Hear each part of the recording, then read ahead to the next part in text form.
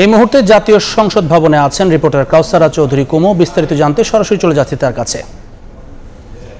আপনারা জানেন যে যেহেতু অন্তর্বর্তী সরকার গঠনের পর অক্টোবরের শুরুতেই রাষ্ট্র সংস্কারের জন্য বেশ কয়েকটি কমিশন গঠন করে দেয় সরকার, অন্তর্বর্তীকালীন সরকার। সেক্ষেত্রে আজকে সেই কমিশনগুলোর মধ্যে 4টি সংস্কার কমিশন প্রধান উপদেষ্টার কাছে জমা দিয়েছে তাদের সুপারিশমালা।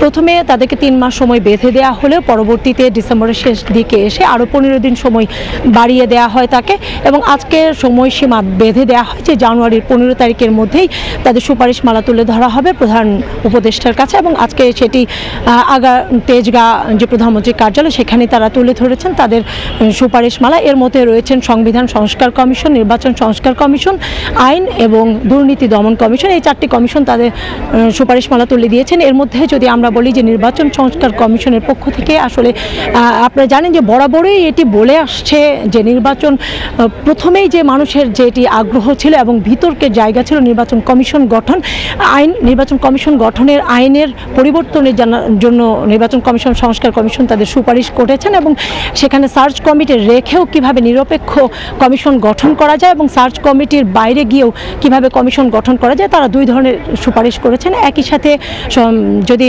সংবিধান সংস্কার কমিশনের কথা বলি, তারা 2 কক্ষ বিশিষ্ট যে পার্লামেন্ট সংসদ নির্বাচন সেটিরও প্রস্তাব দিয়েছেন তারা। একই সাথে আমরা যেটুকু জেনেছি যে তারা আরও 100 আসন বৃদ্ধির কথা বলেছেন।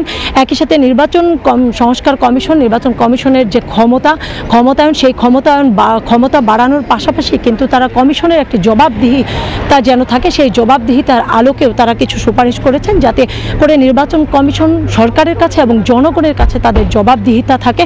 অতীতের যে 3টি নির্বাচন কমিশন গঠন হয়েছিল সেগুলোর কিন্তু জবাবদিহিতা ছিল না, এবং মানুষ যাতে তাদের ভোটাধিকার ফিরে পায় এই ধরনের বিষয়গুলোতে তারা আলোকপাত করেছেন। এর মধ্য দিয়েই কিন্তু রাজনৈতিক দলগুলোকে ডাকা হবে এবং রাজনৈতিক দলগুলোর ঐক্যমত্যের ভিত্তিতে আসলে এই সুপারিশমালা কার্যকর করবে পরবর্তীতে নির্বাচন কমিশন। সংসদ ভবন এলাকা থেকে যুক্ত হয়েছিলেন সহকর্মী কাউসারা চৌধুরী কুমু।